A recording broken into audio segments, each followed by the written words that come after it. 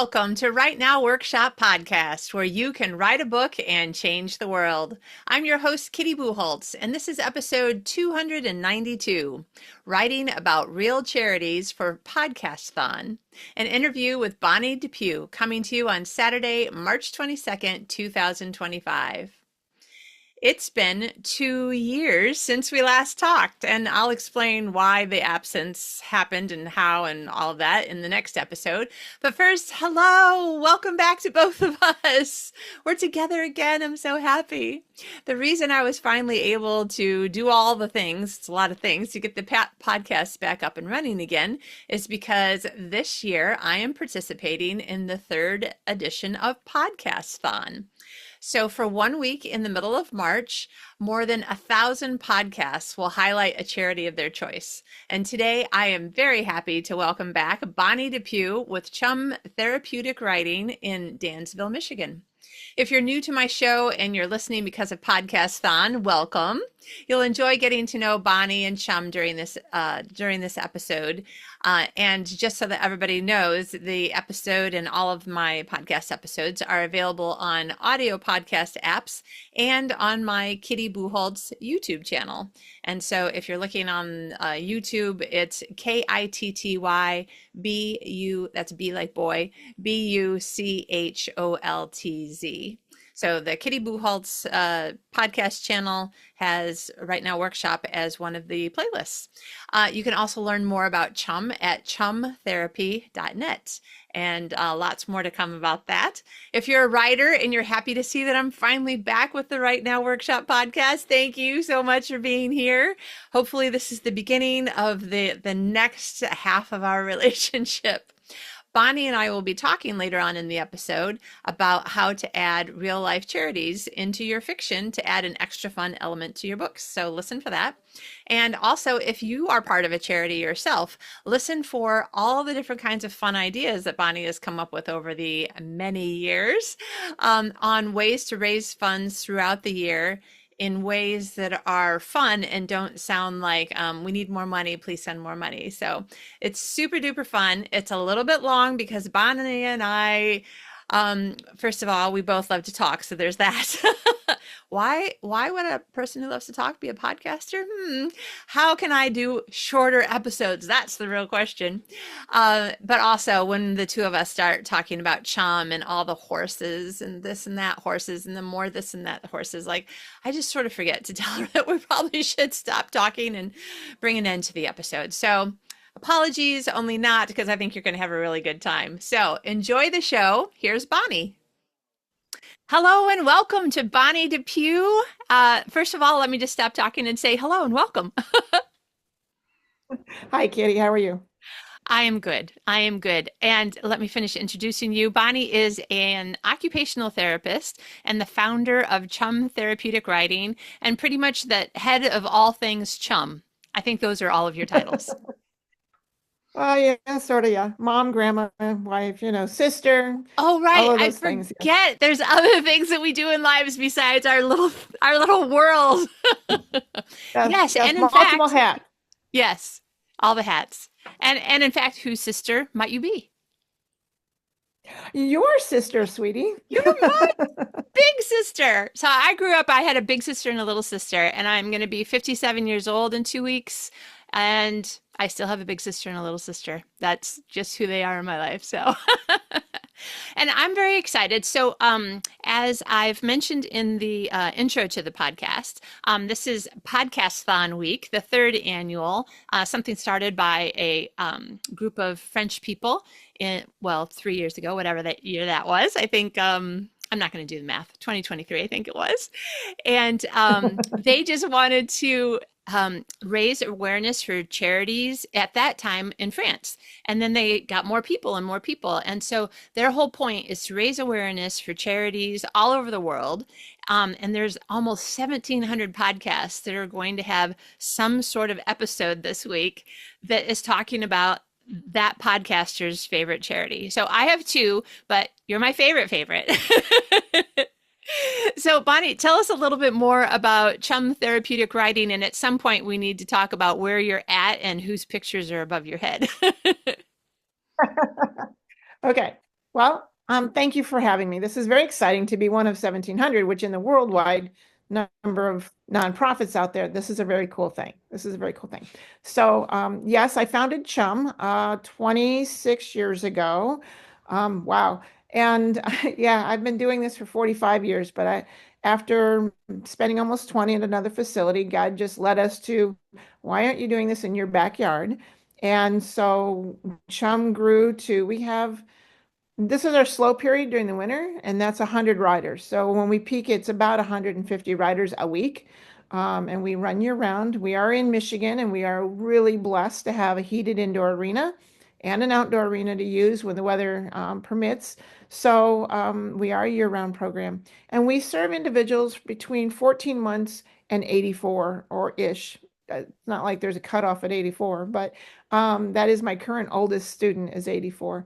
And we do have a variety of things. CHUM has kind of an umbrella of equine assisted activities and therapies. So, therapeutic riding is that equine assisted activity, hippotherapy, or as an occupational therapist, using the horses as a treatment strategy and the movement and the environment as my treatment strategy for occupational therapy. We have that umbrella under therapies. We also do a social recreational component.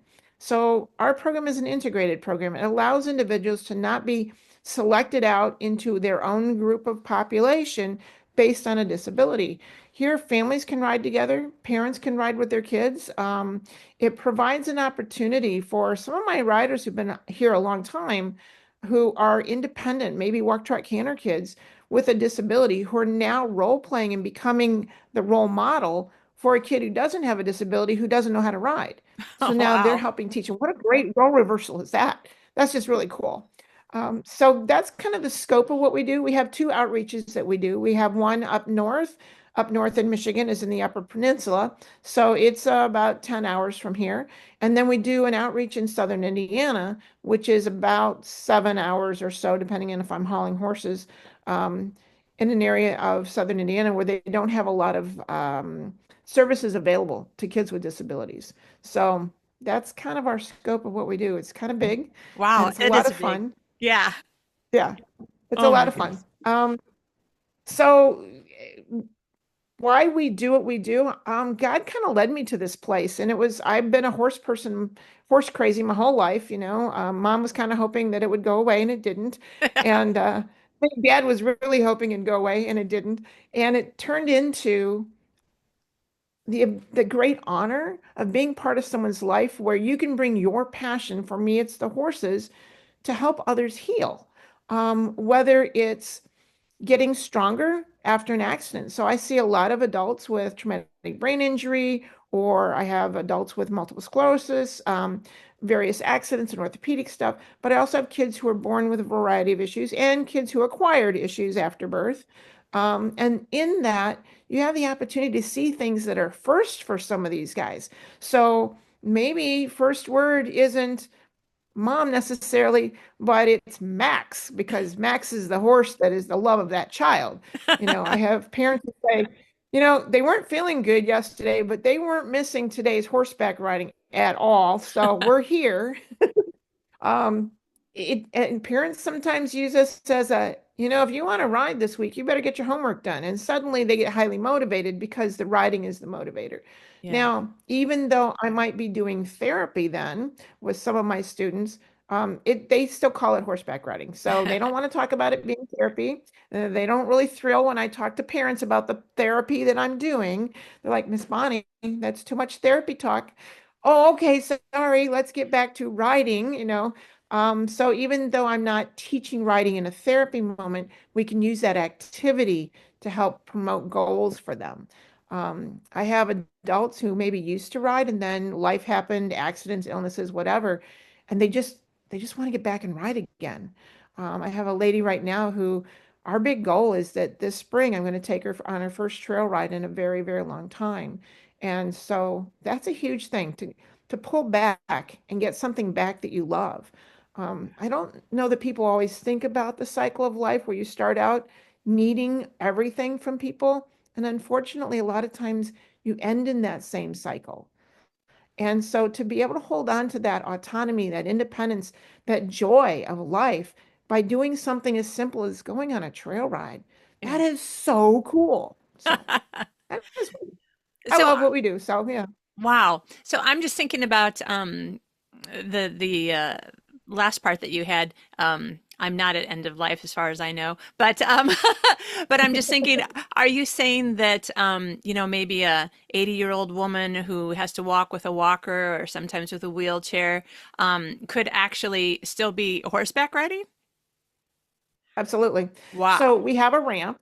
So you can go up the ramp with a walker, you can go up the ramp with a wheelchair. We transfer to the horse. Now, that point, you might be still, at that point, you might need sidewalkers and a leader, but you're riding the horse. You Yeah. can be directing the horse and have spotters to make sure that all is well in the world to keep you safe.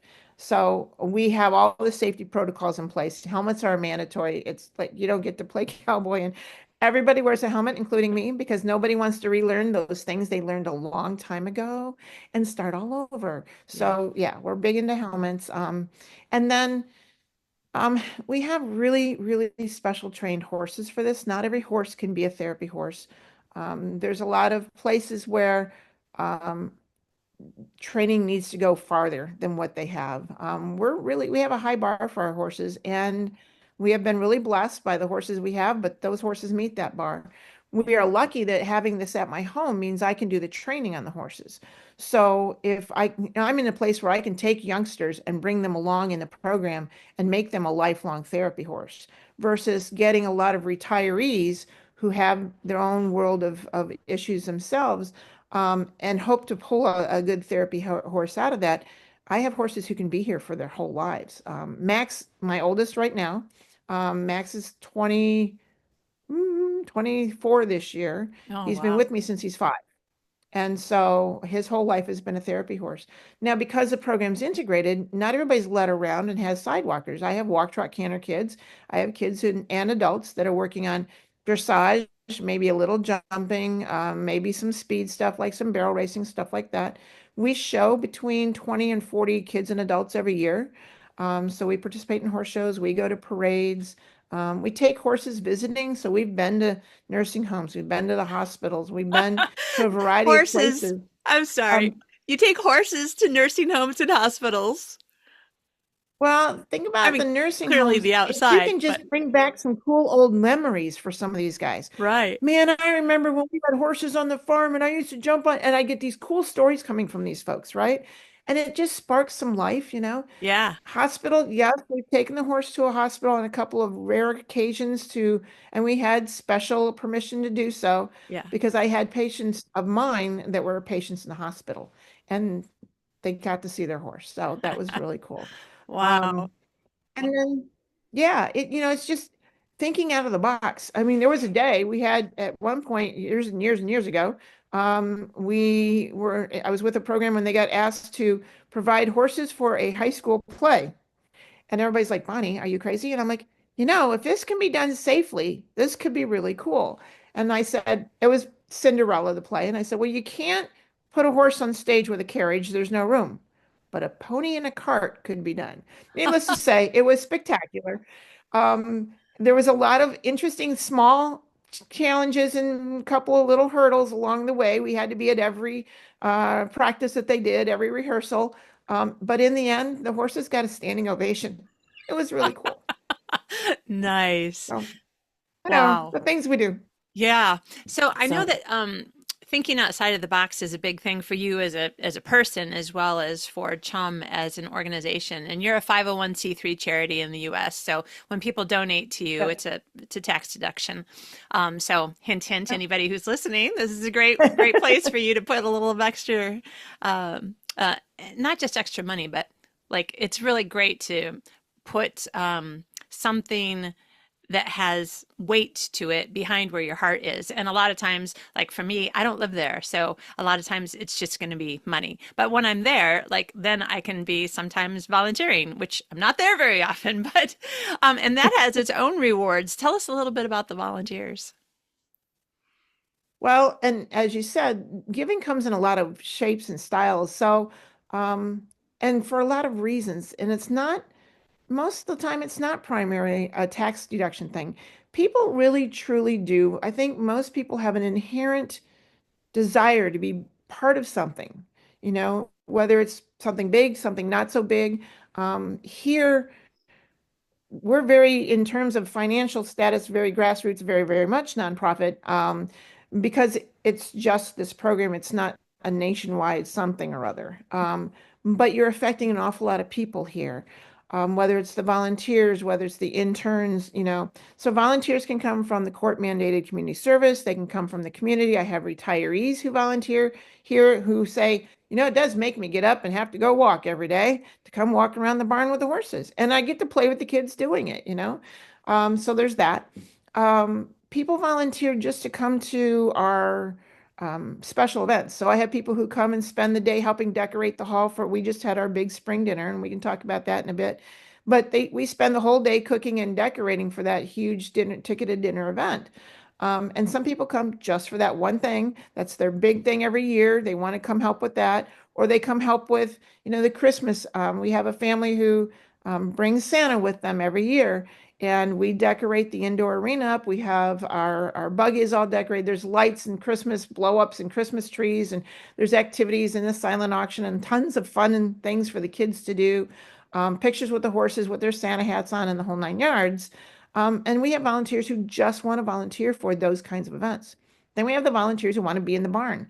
They might not be sure how they want to work with the students, but they want to be with the horses. So they might come to brush and do chores and just to lead the horse and let somebody else interact with the kids. And then we have those who just want to be here, Yeah. So volunteering can be in a lot of places. It can be the people who show up just on the days when I call out and say, "Hey guys, I have a load of hay coming in. Who Yeah. can come help us with hay?" Now, bear in mind that a load of hay could be 620 bales off a semi or 312 bales off the smaller trailer. Um, when you have a program the size of us, so we have 14 horses right now. Normally we have 16. When you go through a program like ours, you're looking at about 3,600 bales a year. Okay, so 3,600 bales a year times, if I'm lucky, about $7 a bale. And that's if I'm lucky. We have a farmer who's really, really good working with us, but it's going to depend on what his year looks like. We had one year where we get second cutting hay and there was no second cutting. It rained and rained and rained and it turned it to black mush and it was bad. And so then it's a scramble and you're getting whatever you can get that year. And that is our biggest expense, really, is the cost of hay. I mean, that can float upwards of $30,000 depending on what things are like between hay and grain. Yeah. So that is a huge amount of money that's just to take care of the horses. Yeah. And then, my staffing typically are younger staff, they're high schoolers and they're college kids. Unfortunately, we don't have the funds to pay huge salaries to our staff. It just doesn't work that way. They get a reasonable salary. They also get some fringe benefits, so that's always nice. The staff all take lessons so that they know what they're talking about when they're helping the students. They also understand what we're asking of the students when things are challenging them. And it's a payback that I can give back to them. I can give them a free lesson for all that they do because they do go above and beyond. They might get off at 7, but if we're not done putting stuff away, they're here until 7:30. They might get a call to come in and help feed on a day where I'm shorthanded. It's not like most employment situations. So Yeah. we try to give back to our staff, even though they're paid. But volunteers are also crucial. If I don't have enough volunteers, and we've gone in and out of that time, when the world has, maybe done more volunteering than current or less volunteering than current, it just floats. And it kind of floats during the time of the year too. So sometimes in the summer, everybody's way too busy, and so you don't have as many volunteers. In the winter, sometimes it's they don't want to drive out in the snow and the ice and the lovely weather of Michigan. So you never really know. Sometimes in the fall, Saturdays are thinner because it's football season. So you just never know what things are going to, be a challenge to volunteering it. And that's just kind of the way it goes. I have volunteers who've been with us the entire time, and I have volunteers who come and go, and volunteers who are here for short periods of time. And it just floats all over the place for that. But I do think people have a natural not an instinct, a desire to be part of the community in some way or another. And even if it's not their own, that's why I think it's exciting when we get donations that come from somewhere outside of our local area. Whether it's someone who is a friend of a family of a family of a family who we have served at some point, and they want to just help support the program and keep it going for the next kid or the next adult who needs it. Um, and it could be somebody who maybe has a business who helped us out and they did this huge one-time thing and like the indoor arena. I was Oh just my going to say gosh, where when you're that went sitting right up. now, right? Yes, I am in the classroom of our indoor arena. So classroom was phase two. The indoor arena was put up by Lindman Construction, and they got WIC Buildings to donate the largest donation they've ever done anywhere in the world. Wow. WIC Buildings builds pole barns, but nice pole barns and whatever. And so they gave us a generous discount on the building itself. And then we had help with a variety of companies. Kohl's Cares for Kids, they helped with, they would send me volunteers and in return they would donate X number of dollars. And over time, that built up to put in the metal ceiling in the arena so we don't have trusses overhead for my kids with autism to be busy watching all the trusses instead of, addressing what's going on around them. And so there's a lot of really cool things that have happened over the years. We've had families who have helped put up the expansion here. And then once the shell of the expansion went up, volunteers came in and I had people who did tile for a living or did woodworking for a living. And so they built the classroom, the bathroom, the kitchen, and all those kinds of things. So everything out here, most recently last spring, one of my young ladies who I've had for a very long time passed away. And there was a memorial fund that was built, and they built the new outdoor arena and replaced all the old dilapidated fencing that was patched Really? and falling down and leaning. And yeah, so it's all this really pristine white heavy duty PVC. So it's the heavy stuff. It's going to be around forever, but it means it's not going to be something I have to constantly fix either. And so that got put up last year. In 2019, Home Depot did a community grant that helped us rebuild our horse barn because we had expanded the program beyond truly what the horse barn was capable of. So I had horses who literally would come into the aisleway and eat their breakfast or their dinner in the aisleway because I didn't have enough stalls to put everybody in. There was enough for shelter because you'll go out in the barn and you'll find three horses in one stall going, guys, what are you doing?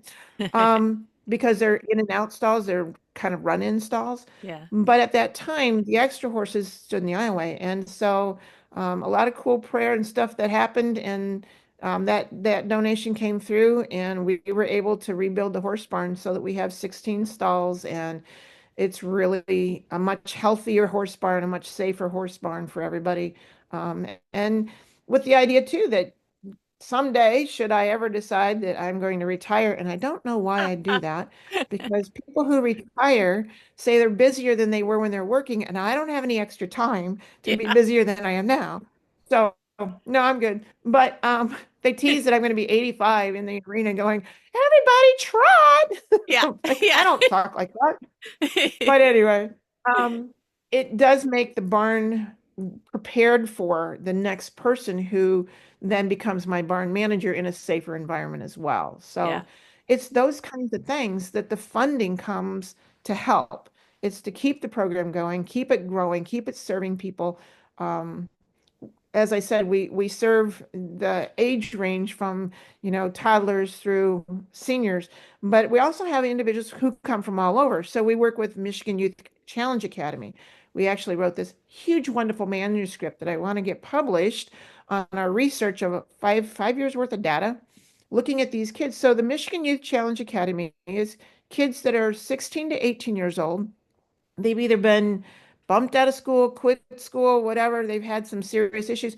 And a huge piece of that, what we find, has been we as an education society have totally failed these kids.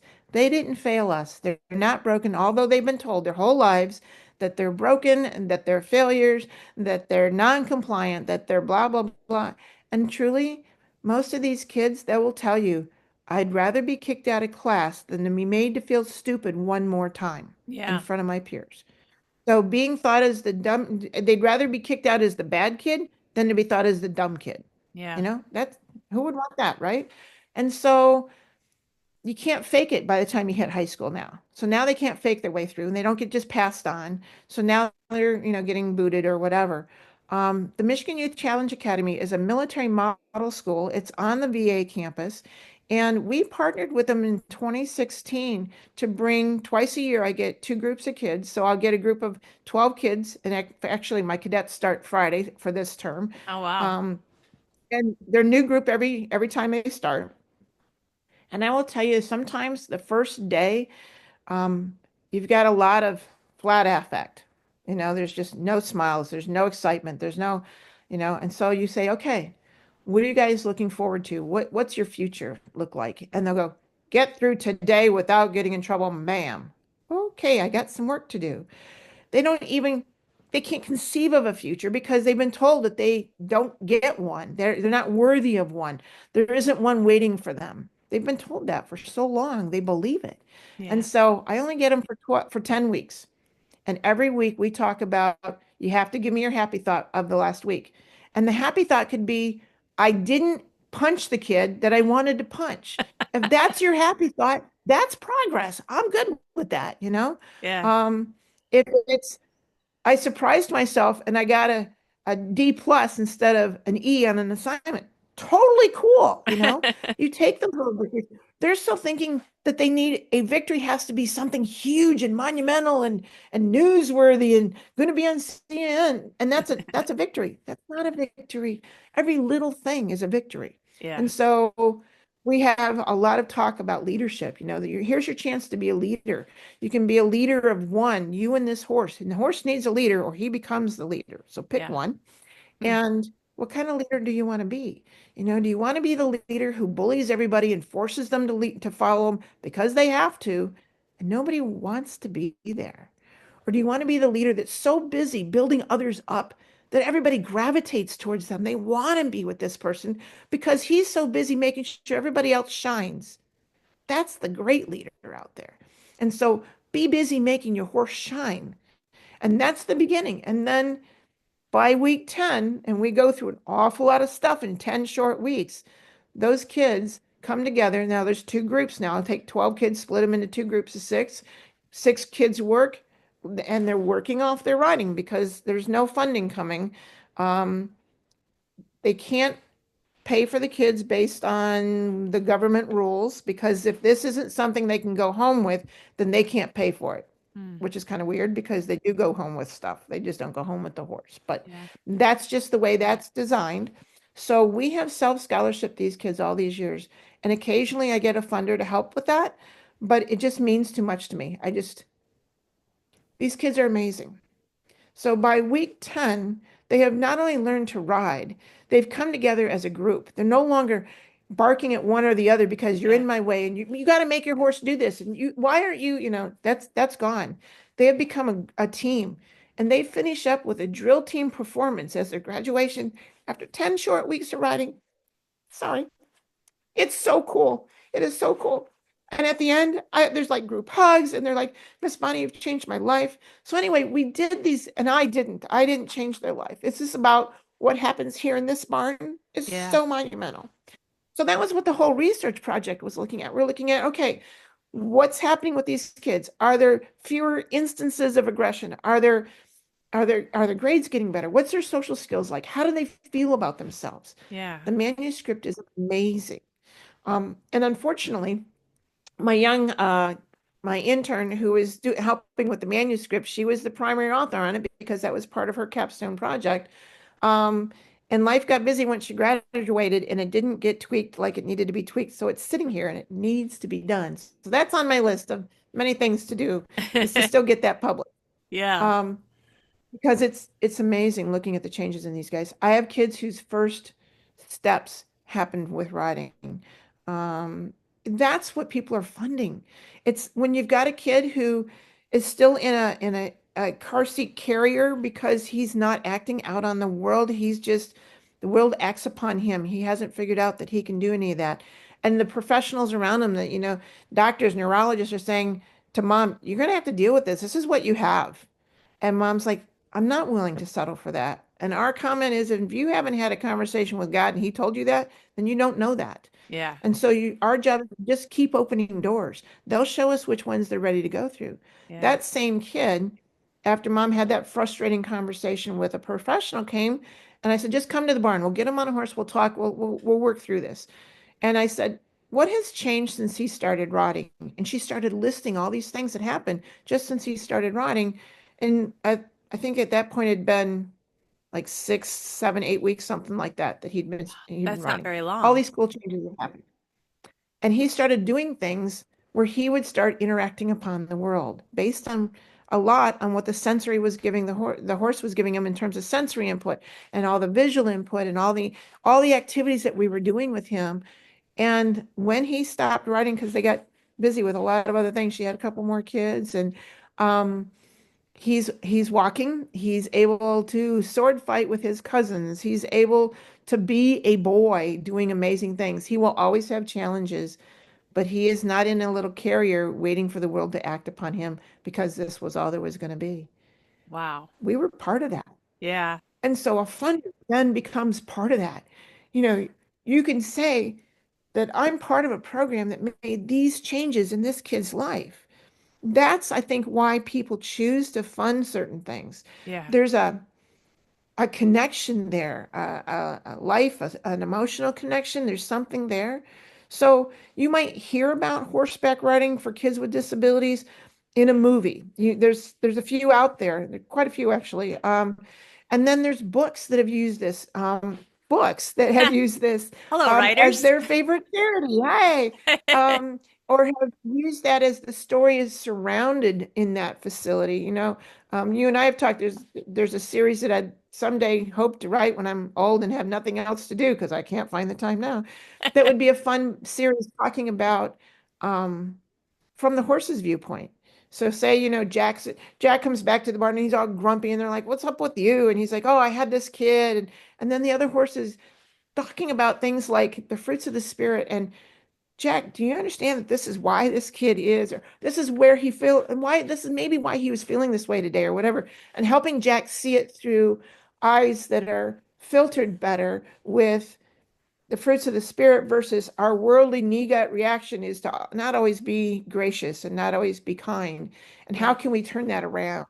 And It yeah, it's that's on the interesting to list. listen to you use Jack as an example because Jack's one of the horses that I know.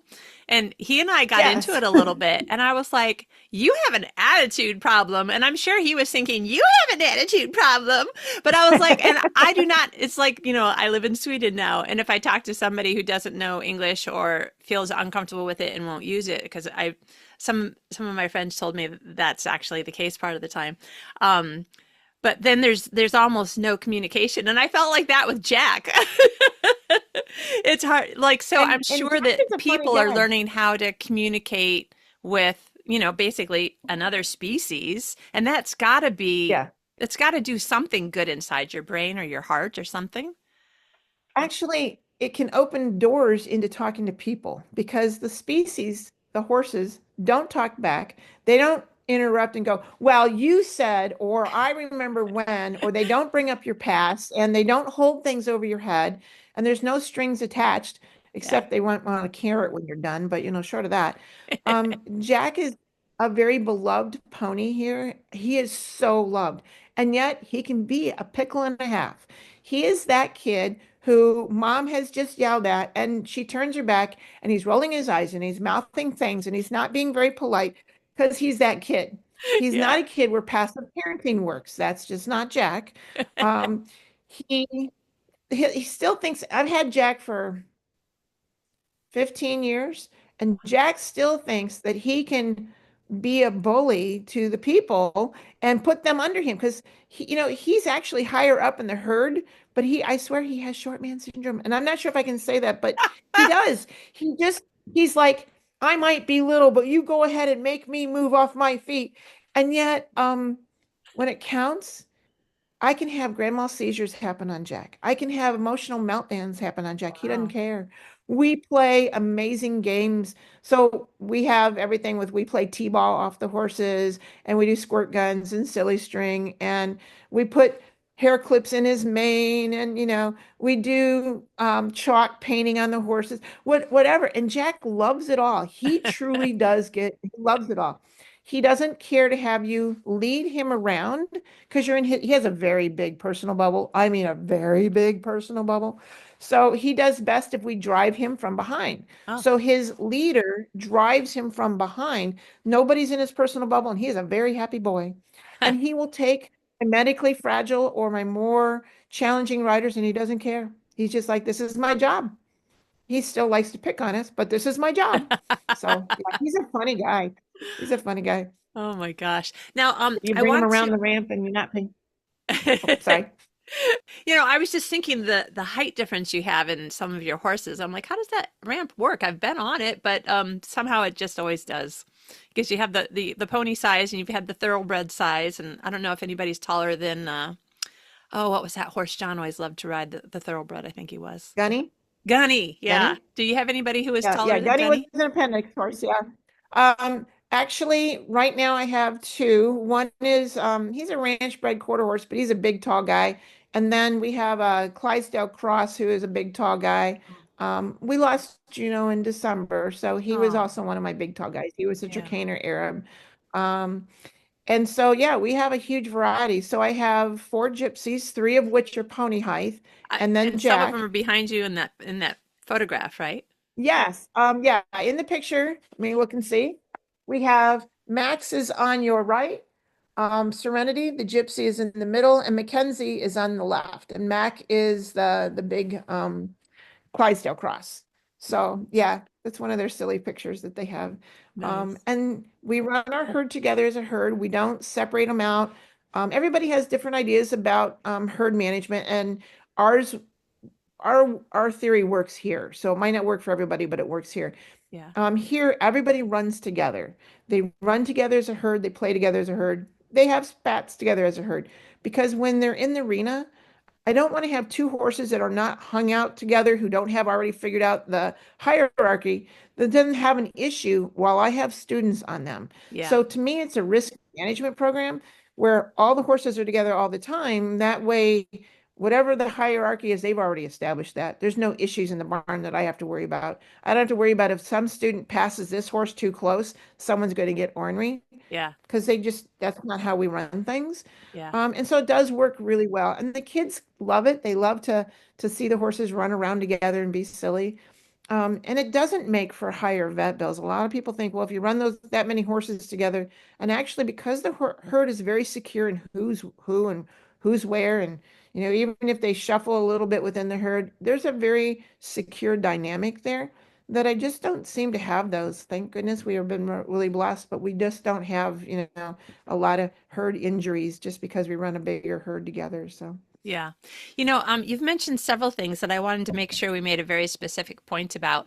Um, a lot of the things that you talk about sound fun, it sounds pretty, it sounds silly, but safety is not just something on the list to tick off. This safety is a prime concern for you, right? And I want to make sure everybody Yeah. hears how it's such a big deal and you can have fun and be absolutely like completely safe. Right. And so one of those components is that we are a PATH Premier accredited center. So as such, there are national guidelines that we have to follow, et cetera, for the facility, for the center, how we run the program, et cetera, et cetera. Those are in place for a reason. If you're in the middle of a lesson, say you've got four kids on horses, and somebody has a grand mal seizure, what is your plan? Because you better have one. If you have, so on Monday, now that you brought this up, we had an opportunity to implement our fire drill protocol. Not because we wanted to. We have a plan in place. It's something that everybody knows what the plan is. And Friday or on Monday, the neighbor had a brush fire that got out of control and rolled onto the back of our property. We're in the outdoor arena in the middle of teaching. I have a little one in front of me who has very, very, very high anxiety. So I'm talking in code to my staff walking next to us about what we need to do because I don't dare ramp him up. I don't want to suddenly stop class and ramp him up. So we see that this, now we have 36 acres, so we can see it's back there thinking that they had a problem on their property, not knowing yet that it's rolling onto mine. And so we finished the class and we're thinking worried about the smoke and people with asthma. So we're like, okay, we're gonna send people home. And then it turned into something much bigger, and the brush fire was now on the back 6 of our acres and rolling towards us. And the fire trucks are stopping by saying we're trying to contain it, but be prepared, and your fire drill goes into place. You figure out, okay, everybody's got all the classes are canceled. Who's calling that person? All the horses are tied up in their stalls, so I can easily and quickly load them into trailers. How many trailers do we need to have to hook up the trucks? Where are we taking them? All of those things. And it happened very calmly and very quickly, and we were ready to go should we need to. Praise God, it didn't end up that way. However, one of the statements from one of my new volunteers, that was like their third day here, they're like, wow, that really came together quickly and quietly. And I'm like, because it should. It shouldn't be a bunch of people running around screaming, oh no, go do this. No, no, it should Yeah. come together because you know the plan. And so in those moments, if you have a situation in the barn, while you're teaching, if you have a situation outside, if the roads are a problem or we have ice, or what's your safety protocol? What is it in the barn when I go feed in the morning? There's a routine to even feeding the horses to make sure A, the horses are safe, B, the people are safe. Things get done correctly. Things aren't left a mess so that they're incorrect next time.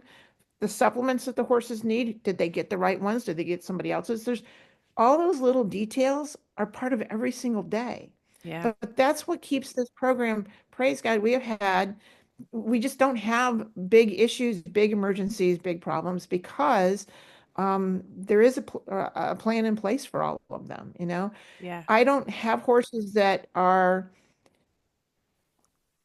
questionable in my mind to put riders on. I need a horse who's going to take care of anybody, and I need to know what their gifts are.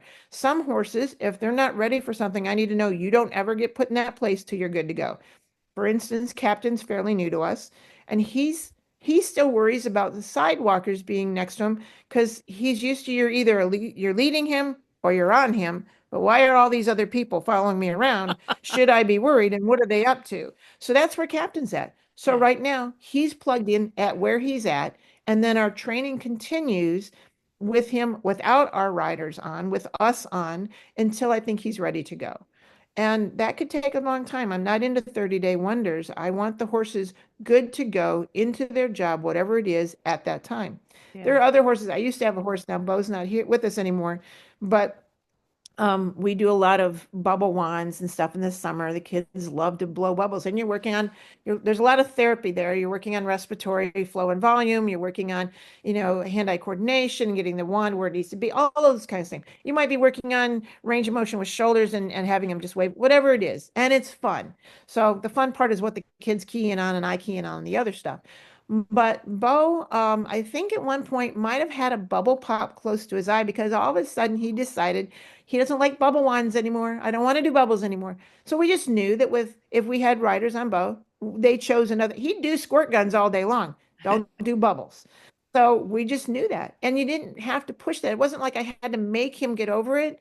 He'll either get over it or he won't, and I can live with that. I can deal with other things. There's bigger issues to make sure he's safe about. So I Yeah. also have to recognize that they're not machines. They are horses.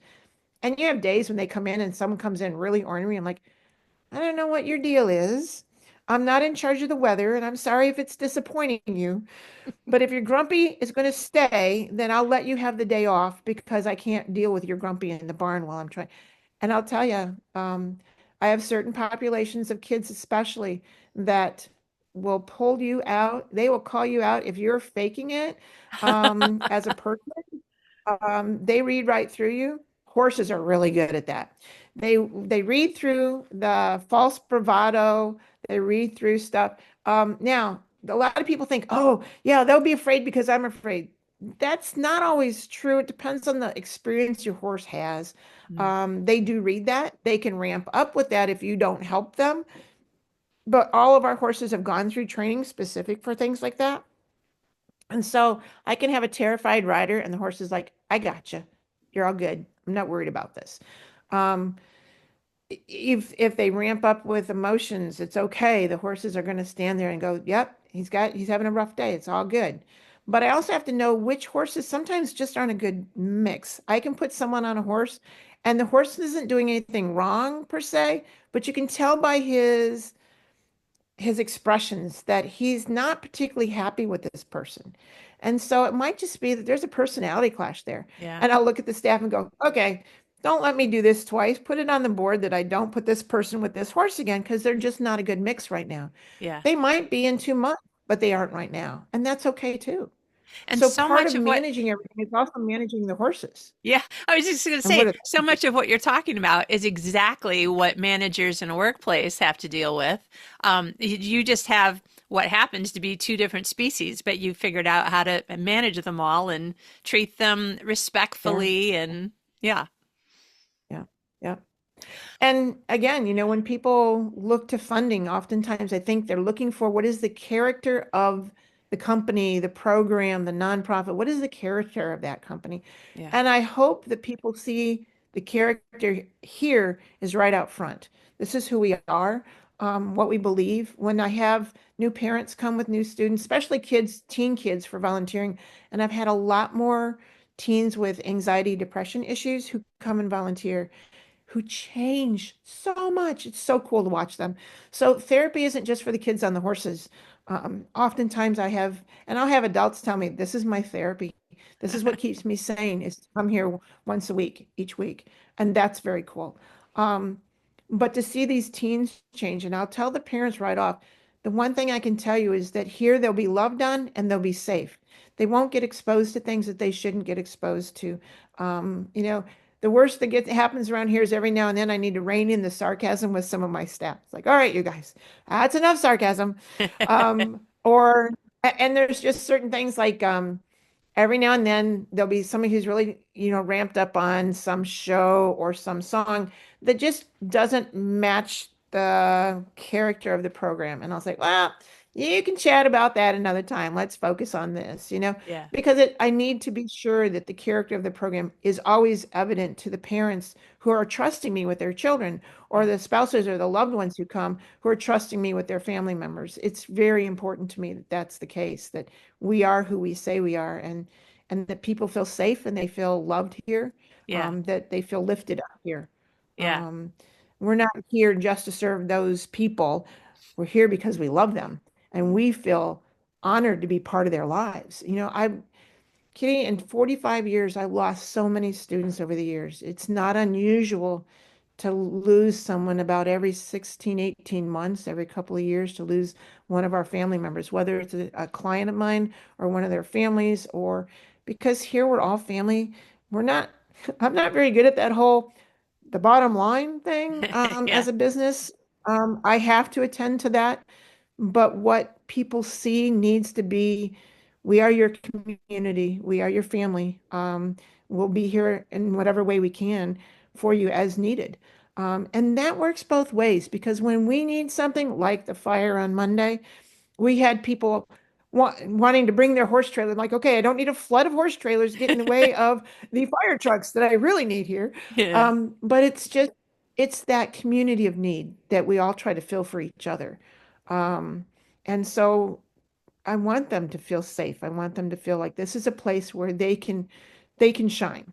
It's yeah, not about somebody else. I didn't do this, the horses did this, God does this, but they shine because they shine. And that's who we are. We do a lot of cool things to help with getting funders excited about that. So we have kind of your basics. We have the sponsor horse program, which is really, really fun, where you get to choose one of our horses that you want to sponsor.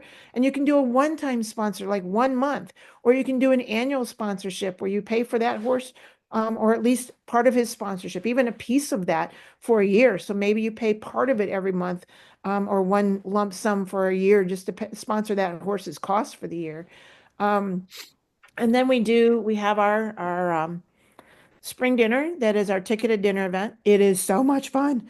And to encourage people in the community to come find out more about Chum. And usually most of our events aren't wrapped up in just our programs participants. And that's important that it's not on the families to continue to have to keep sponsoring the program over and above the fees they pay. And they all do sponsor in some way. They all help because it means so much to them.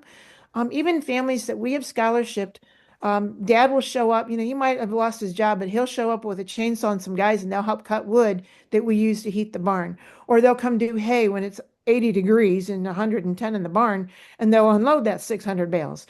I have families who give back because they can, they do. It means important stuff to them.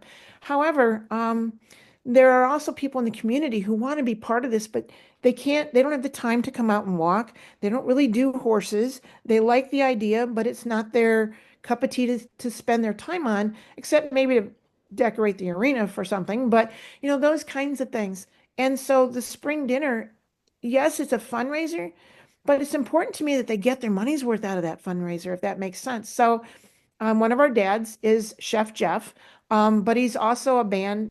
He has a band. He actually has three bands, but so he provides both the chef and the musician for the day. So Wow. we decorate the hall in this beautiful, it looks like a wedding reception in there. It's so beautiful.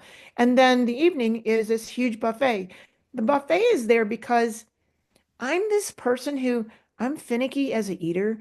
I don't want to pay for a ticketed plate and then have to stop at McDonald's on the way home because I didn't like what was served because I'm Yeah. so fussy. That's no fun. So we do this buffet. And then the food, the groceries for the food all get donated. So the families will donate the meat. So we have, like this year, we had spiral ham, chicken marzella, top round, beef masticholi sometimes. We have food everywhere.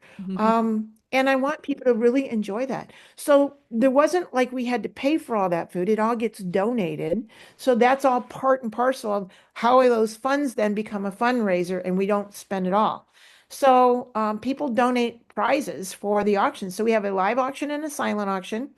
Um, the live auction, oh, we had like a karaoke machine and we had a big fire pit thing and a grill and tools. And then we had a pool, like a 14-foot pool, backyard pool, stuff like that. And then the silent auction varies from anything. And then we do a couple of games because the kids invariably are there. And the first couple of years, we thought we were going to make this for the adults.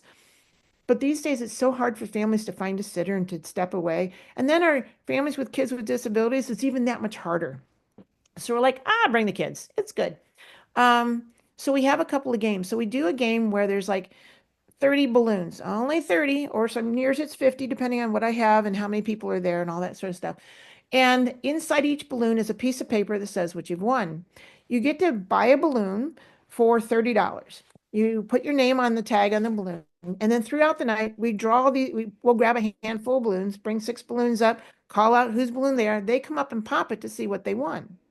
You could win something for $20 that's valued at $20 to $350, depending on what we have that year. We've given away flat screen TVs. We've had hot air balloon rides given away, that sort of thing. $300, $400 pieces of jewelry, kitchenware, I mean, appliance, you name it, has been part of the balloon thing. But the minimum, the smallest prize there is worth at least $20. So you paid 10 and you get to take something home that's worth 20 bucks. We do a coin toss game. The kids all love the coin toss game. Well, I'll hold up a prize and say, okay, who wants in for $1? So if you want a chance at this item, whatever it is, for $1, everybody comes up with their dollar bills. And then I have a gold dollar and we flip the coin. If you think it's going to be heads, you put your hand up. If you think it's going to be tails, you put your hand down. Process of elimination. Whoever's there at the end, they got whatever the prize was for $1.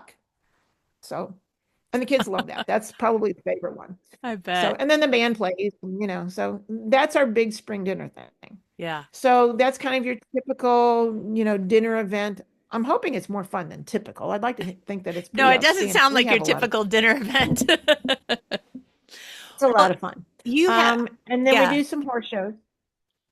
No, go. And then we started doing our chum dury. What?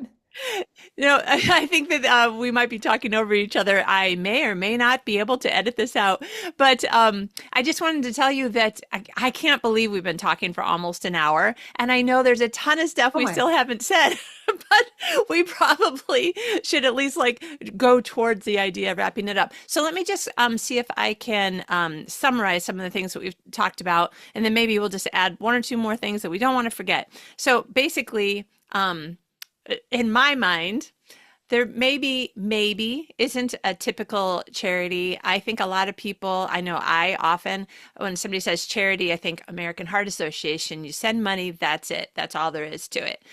So if that's typical, CHUM is not the typical charity.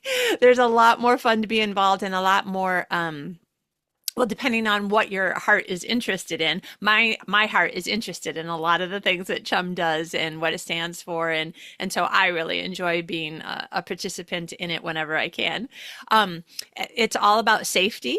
It's all about there's an actual reason behind what they're doing. There's 4-H kids who it's not just riding for fun for them either. They have like things that they're working towards, and then but it's also not just for physical. It's not just for kids Right. because you also have had military personnel who come in, right, to get therapy. Mhm. Right, Um, right, right. yeah, so there's a lot of different things involved in this. And as much as, of course, I want everybody to just fall in love with CHUM therapeutic writing and be a part of it, there are other similar organizations to yours around the world, right? You've been around the world Right, to different, like, give us just a right. brief idea of because who knows where people are listening right now. So, when I was at the last international conference, I think there was 39 countries who made the trip to the International Conference on Therapeutic Riding. That is a huge number, and there's more out there. That's just the people who could make it to the conference.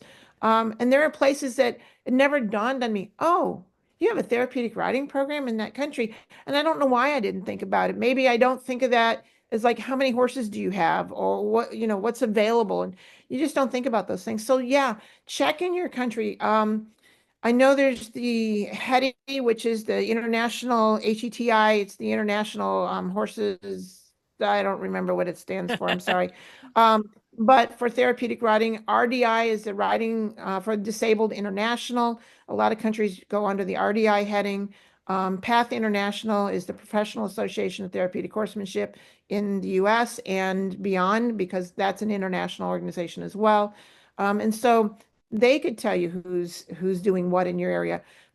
Depending on, I don't know all the structures of the country in terms of like here in the US, you can contact your horse community, whether like in the state of Michigan, it's the Michigan Horse Council.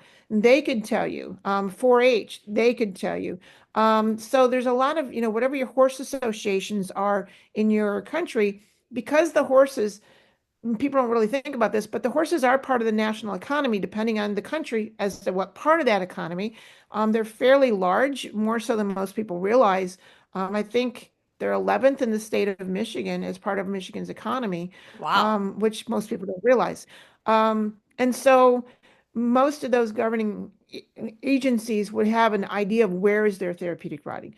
Contact your medical people, contact your special schools, so schools for special needs. Um, the Horses for Heroes, the veterans programs, there are a lot of them out there.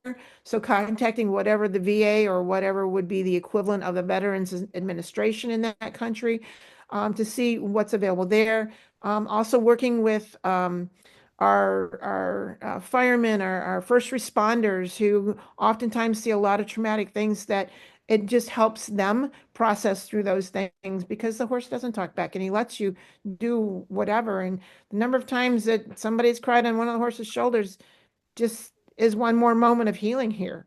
So there's that. And all of them, all of them need help. This is not something that's covered by insurance. We don't get government grants. That's not how this works. We chase down, whatever we can for grants, like so many others out there, and hope that we can get one. And unfortunately, this program, we do have some fees to the families because we have to, but the fees are more like a copay for health. So it's $55 for a riding session. That doesn't come near what it actually costs per rider. And that's why we do our fundraisers to take that slack up. If we didn't do our fundraisers, most of my families couldn't afford this. And we just don't have access to, unlimited government funding or, insurance or whatever. We just don't have that. Some programs do bill through insurances, depending on where they're located and how successful that is. Some get funding from their government, depending on where they're located and what countries they're located in, et cetera.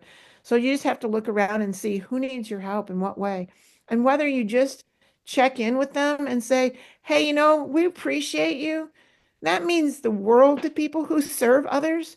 And so if that's all you do, man, that's kudos. That's huge. So we thank you in advance for those. We thank you for the phone calls or the prayers that we'll never know about, for the happy moment that you smiled when you saw this and it warmed your heart that I'll never know about. I thank you for that because it means we're doing what we're supposed to do here. And now we've So got two thank old you for having McIntyre fun. sisters crying on screen. Yeah, When I said old, I meant former. Former. That's the word I was trying to say. yeah, okay.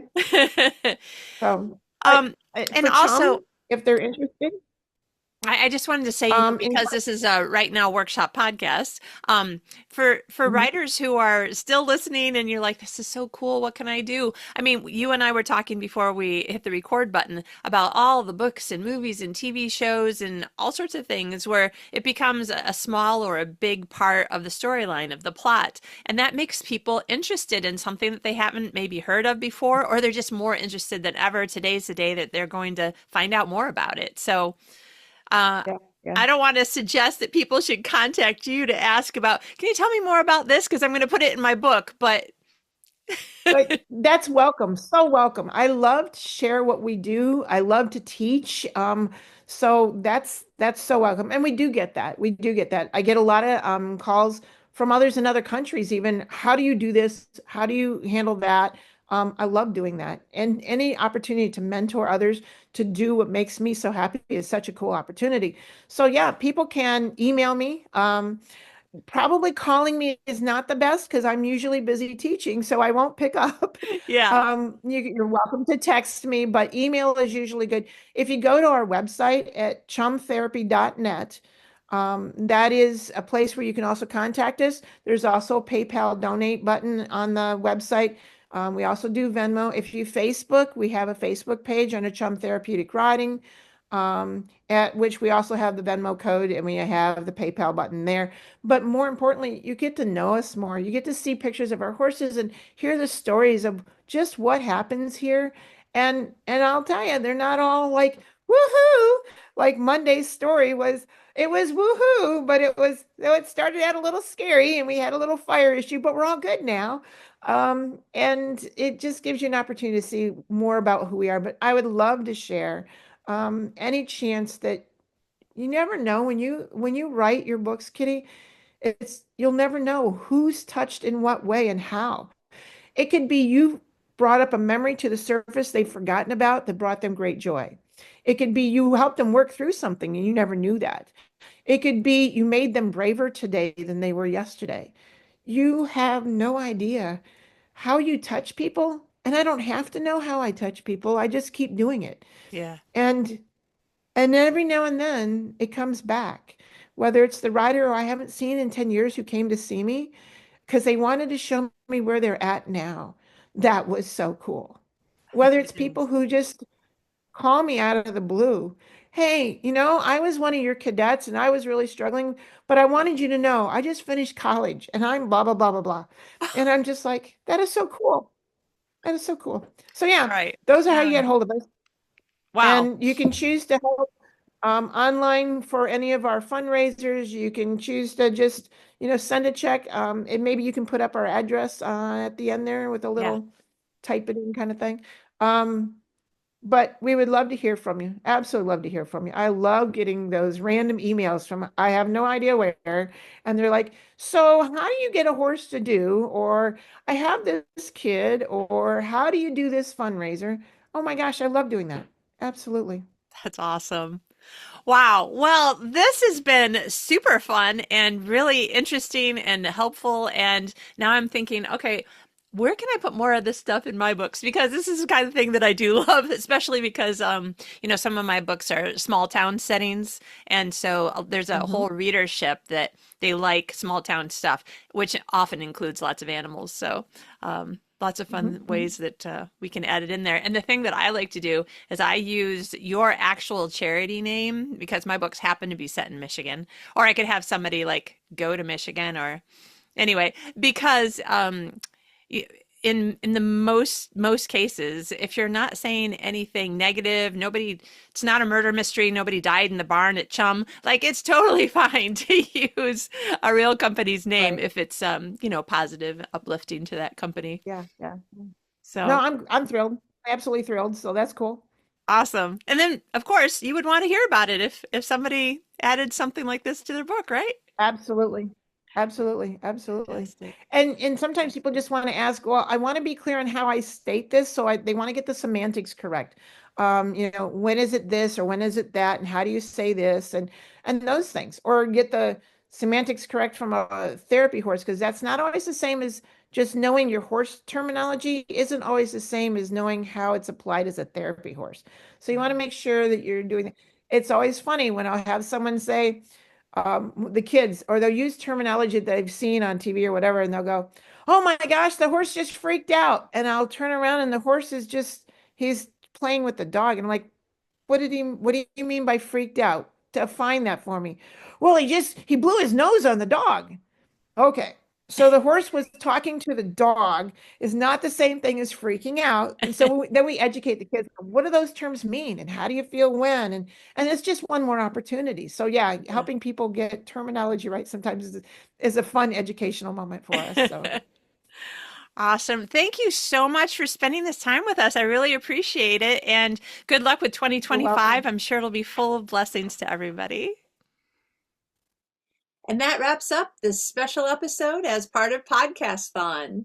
If you enjoyed it, feel free to visit podcasthon.org to discover hundreds of other charities and associations through the voices and talents of amazing podcasters. I'm going to go celebrate my birthday, but I'll be back in April with more episodes of Right Now Workshop Podcast. I'm much happier, as you know, when I hear from listeners that you're enjoying what you hear. So please leave me a message and I'll give you a shout out on the next episode. You can leave a comment on my YouTube channel, youtube.com/Kitty Bucholtz, or on my website, kittybucholtz.com/podcast. And again, that's KITTYBUCHOLTZ. You can also contribute towards the cost of running the show, and I would love that, at patreon.com/Kitty Bucholtz. I look forward to hearing from you. Thanks for being here, and I'll see you again soon.